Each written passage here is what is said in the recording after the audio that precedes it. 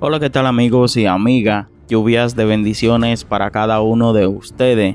Espero que todos se encuentren súper bien en el día de hoy.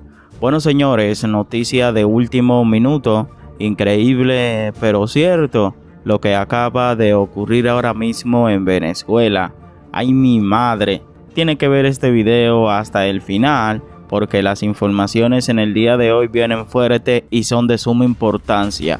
Y es que señores, ya sí fue verdad que Nicolás Maduro le queda poco tiempo en el poder. Ay papá, así como lo escucha señores, le llegó su fin a la dictadura en Venezuela con lo que acaba de ocurrir ahora mismo.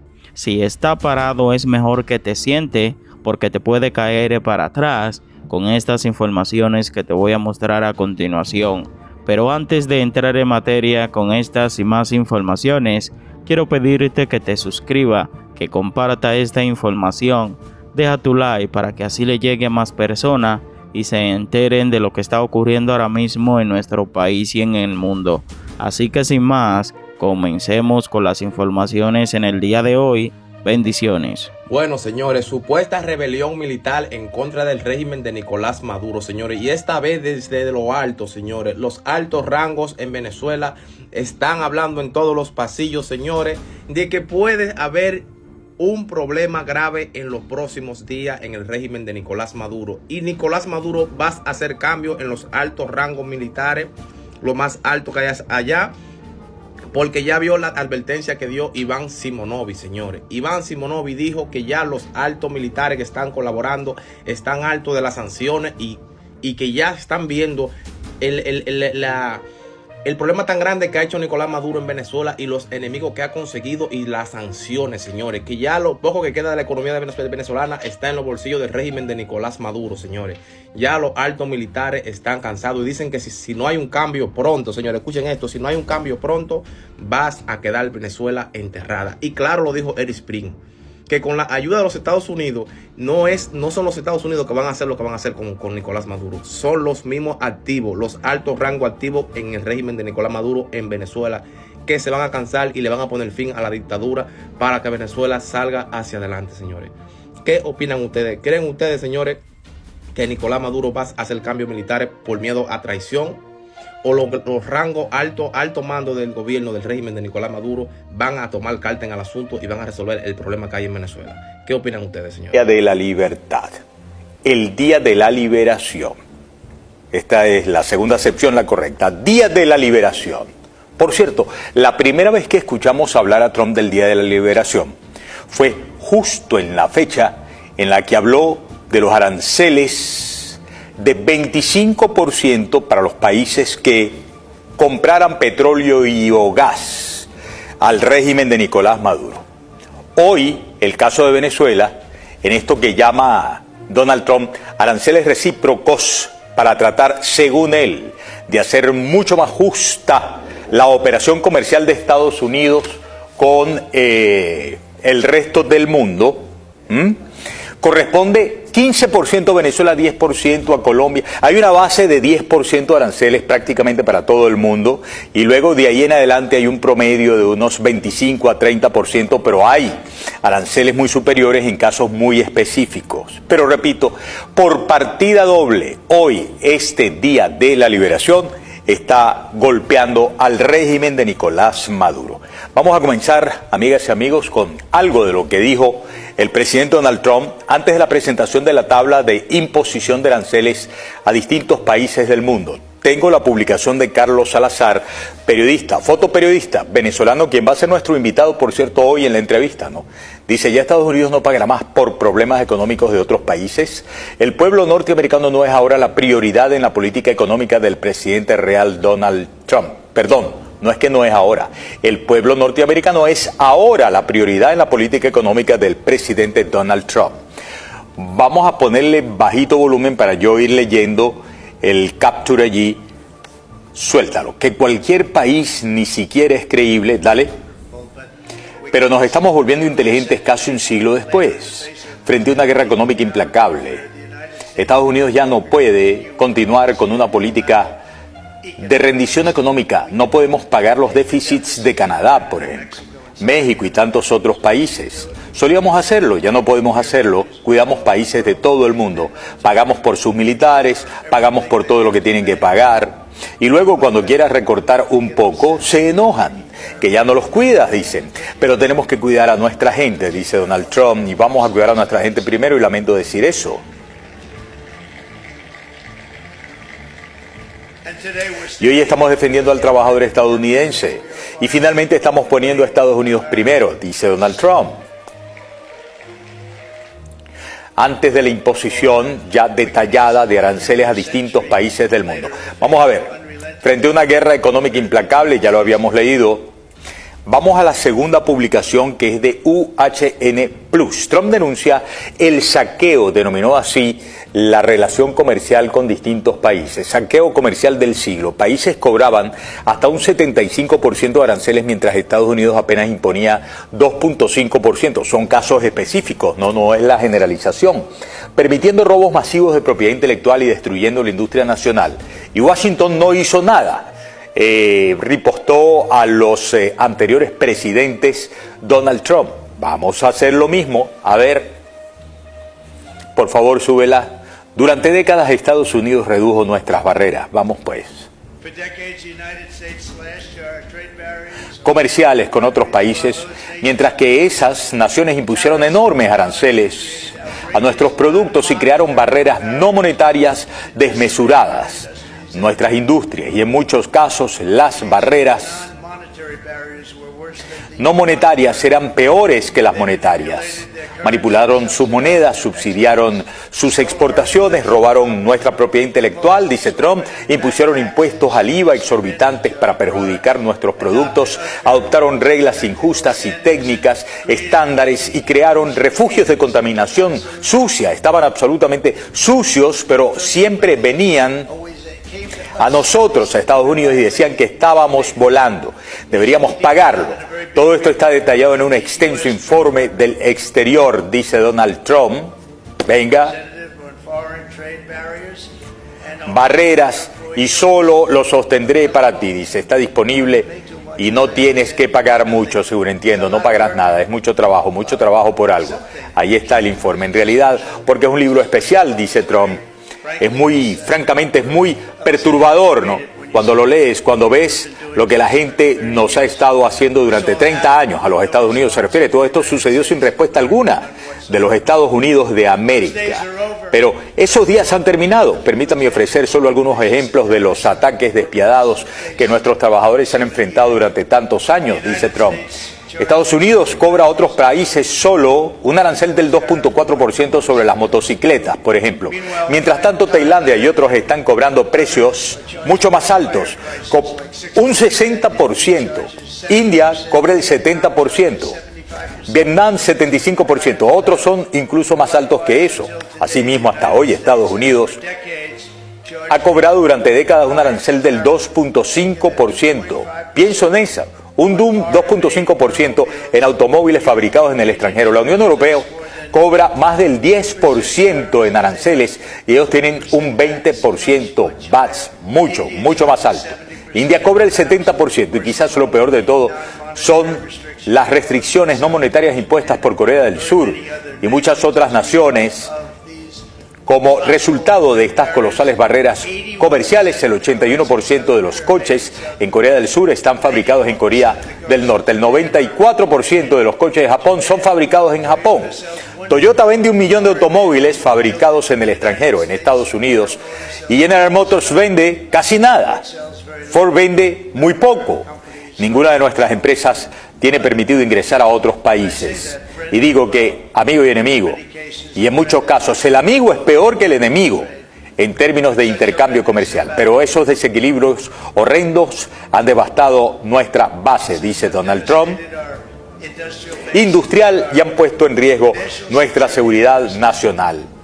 Bueno, ahora le voy a pedir que me acompañen, por favor, porque he preparado un pequeño resumen, informe del Día de la Liberación, no solamente con el asunto a escala global, sino particularmente con el tema de Venezuela. Avísenme cuando estemos listos.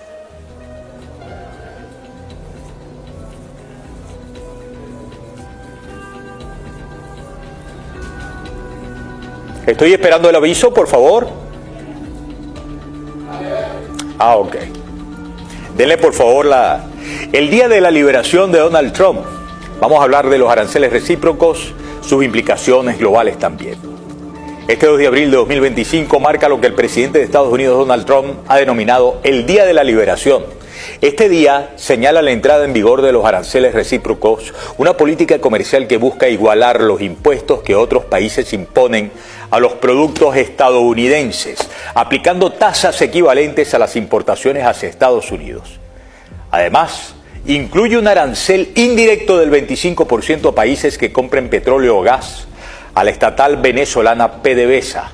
Esta es la explicación que da el presidente de Estados Unidos. Trump ha defendido esta medida como una forma de corregir lo que considera un trato injusto en el comercio global.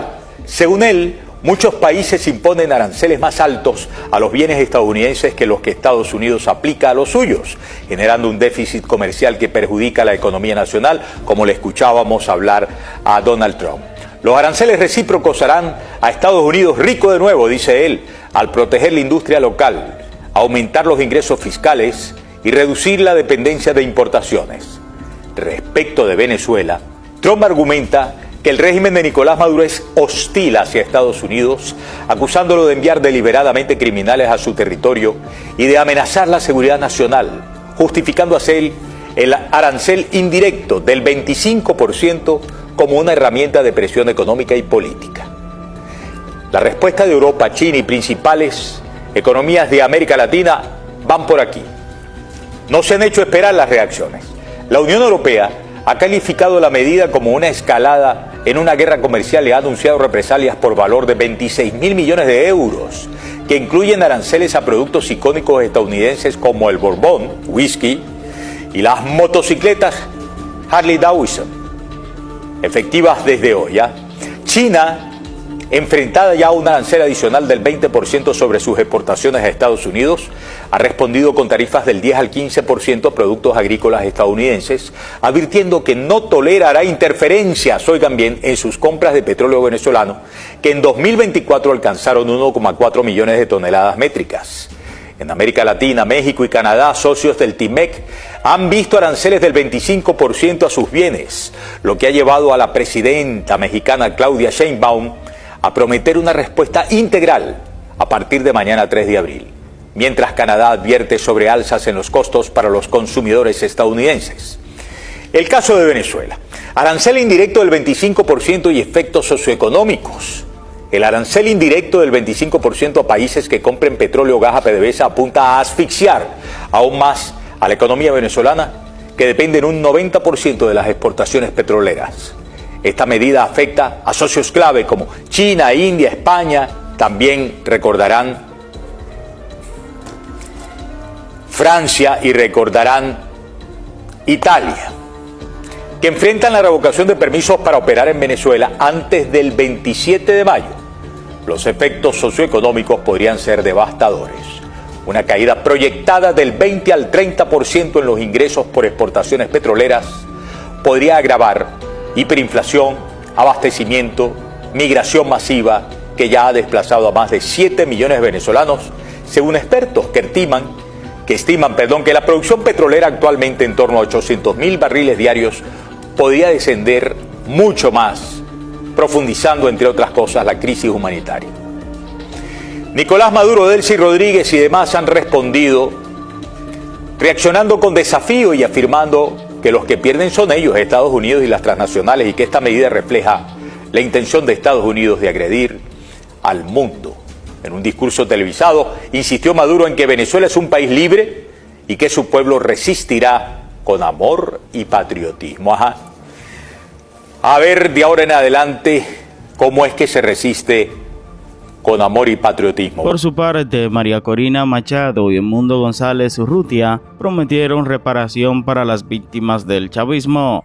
La líder opositora venezolana María Corina Machado y el presidente electo Edmundo González Urrutia prometieron este jueves una reparación íntegra para la que considera víctima de violaciones de derechos humanos por parte del chavismo, un compromiso que dijeron harán realidad en la Venezuela democrática que se avecina. Nos dirigimos a todas las víctimas directas e indirectas de los regímenes de Hugo Chávez y Nicolás Maduro, dentro y fuera de Venezuela. Cada uno de ustedes merece justicia y reparación por parte del Estado venezolano, expresaron a través de un comunicado conjunto publicado en X. Mencionaron que como pruebas el impulso de reformas estructurales que asegure que la justicia sea la verdadera garante de los derechos y libertades de los venezolanos, así como la independencia del Poder Judicial esté garantizada y no sea nunca más un instrumento de persecución.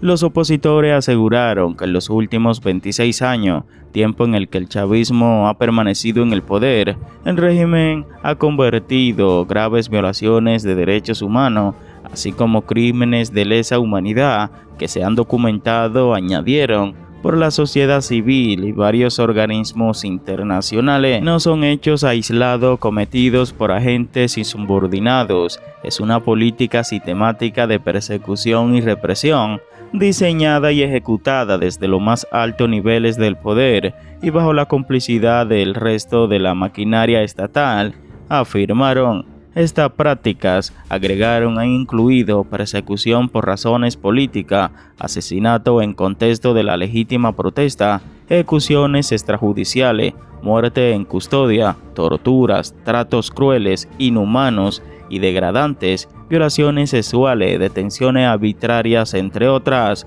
Nuestro compromiso es claro, es erradicar la impunidad y garantizar que la justicia en Venezuela sea independiente, imparcial y efectiva, indicaron Machado y González Urrutia, quienes prometieron que su gobierno cumplirá con el derecho internacional y garantizará la reparación integral y efectiva al daño acusado a cada una de las víctimas. Esta reparación incluye apoyo social y legal, atención médica y psicológica, indemnización económica por los daños sufridos, anulación de condenas injustas, entre otras, según se detalla en el comunicado. Su testimonio, su lucha y su dignidad será la base de un país donde el respeto a los derechos humanos nunca más será vulnerado ni desconocido, donde sus voces serán escuchadas para el diseño y rescate de los mecanismos de reparación, subrayaron.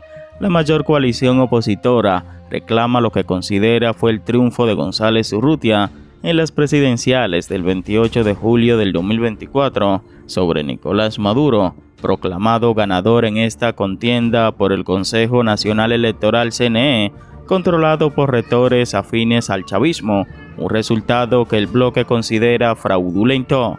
Tras esta contienda, se desataron protestas contra el proclamado triunfo de Maduro, y en este contexto fueron detenidas más de 2.400 personas, 2.006 encarceladas, según la Fiscalía, quienes Machado y Urrutia consideran presos políticos. Por su parte, el presidente de los Estados Unidos, Donald Trump, firmó este jueves una orden ejecutiva que establece aranceles generalizados sobre prácticamente todas las importaciones a su país, marcando un punto de inflexión en las estrategias económicas de su administración. Los nuevos gravámenes que estarán en vigor el sábado abarcan a más de 180 países y constituyen la mayor expansión arancelaria aplicada por la Casa Blanca en tiempos recientes. Durante una ceremonia, Trump calificó la medida como una declaración de independencia económica y aseguró que se trata de un paso necesario para revitalizar el sector manufacturero nacional. Dependemos al trabajador estadounidense y finalmente ponemos a Estados Unidos en el primer lugar, dijo antes de entampar su firma en el decreto. A continuación, las 5 claves que pueden alcanzar los objetivos y la consecuencia de esta decisión.